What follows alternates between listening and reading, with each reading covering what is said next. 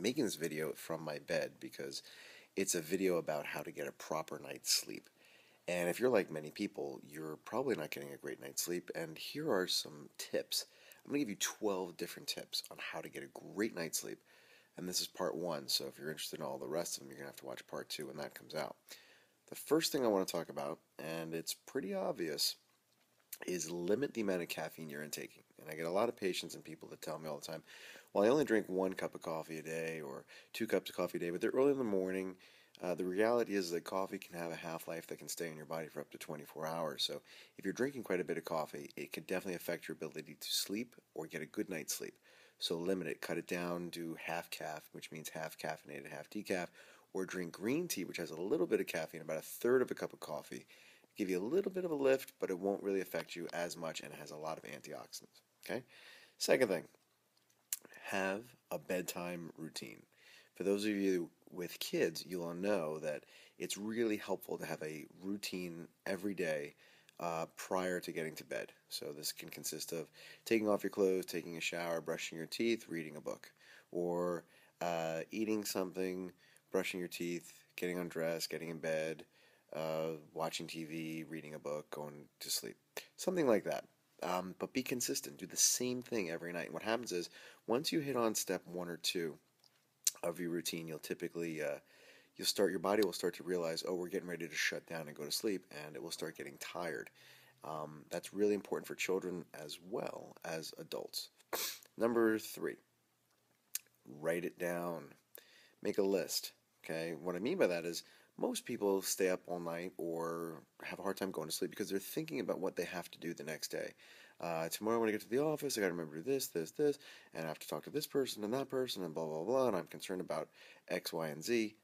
Write it down. Make a list. Keep it somewhere safe, preferably in a different room, say in your kitchen or an area where you would keep your keys and wallet, but keep it far away from you. Get it out of your head, put it on paper. What happens is that takes it away from your brain, so it doesn't have to work on it or think about it while you're trying to or while you are actually going to sleep. Number 4, there are certain vitamins and supplements that can be exceptionally helpful for you to help you fall asleep and stay asleep. And they are as follows, at least what I recommend and what I found seemed to work for me and my patients. Number 1, a good calcium and magnesium supplement. Calcium and magnesium should be done in a 2-to-1 ratio, twice as much calcium as magnesium. So if you're going to do 1,000 milligrams of calcium, there should be 500 of magnesium. That ratio seems to work really best, especially with zinc and or potassium in it. In Chinese medicine, they're considered heavy elements, and when you're heavy, your body will get tired. So take those at night before bed. Don't take them in the morning. A lot of people say, I take all my vitamins in the morning. Take them at night before you go to bed. Another thing that's very helpful, and some people argue and do not like it, is melatonin. Melatonin, studies I've read say that you should not take more than 2.8 milligrams no matter what your size. A lot of them come in 3 milligrams, 5 milligrams, 10 milligrams.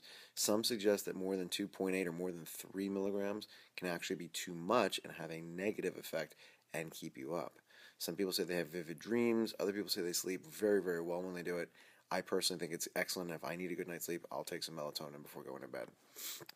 There's another product, which is a Chinese herb called Sisyphus, which is a sleep remedy, and it's an anti-anxiety, and it's just very soothing. It relaxes the body. That can be purchased from an acupuncturist, or we have it in our office.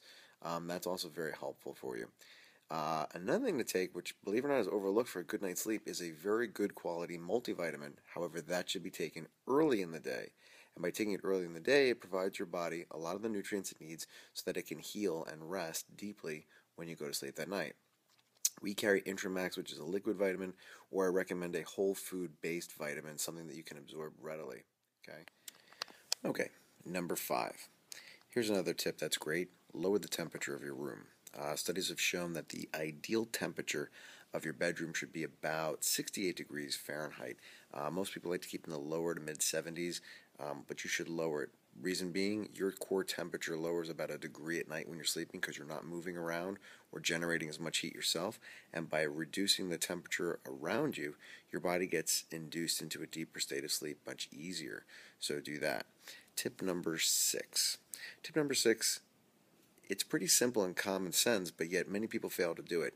It's trying to put yourself in an area of complete darkness. And what I mean by that is no night lights, no alarm clock lights, no lights from outside street lamps, or maybe an outside light that's right outside your window or something like that. Any type of light like that can disturb your ability to produce certain hormones, reach deep states of sleep, or good proper brain waves. So if you have blackout shades, put them up in your room. If you can completely isolate or remove the lights from alarm clocks, clocks from your cable box or your TV, remove them, cover them with tape, or put them, close up a cabin or something that they're in so that they don't bother you. Another thing too, you want to avoid blue shades of light. Blue especially tends to reduce your ability to produce melatonin, which is a naturally occurring hormone in your body that induces sleep. So avoid blue lights especially. And blue lights are very harmful when they're coming from certain electronics, such as your computer, your television, your iPad, or your iPod, or some other type of electronic device. Those tend to give off a lot of blue light as part of their spectrums. And that can definitely influence your body in a negative way as far as how you are going to reach and or get into a deep state of sleep. So avoid blue light. They make even apps that you can put on your iPad or your computer that will change the hue of your screen to a more amber color, which has less of a negative effect on your brain and your eyes before going to bed. Okay, that's tip number 6 out of 12. I'm going to have 6 more for you in part 2, so stay tuned, check that out, and find me here on YouTube or whatever blog I'm on right now, and I'll see you then. Again, I'm Dr. Joseph Bogart in Parkland, Florida, and I look forward to helping you get a good night's sleep. Sleep well.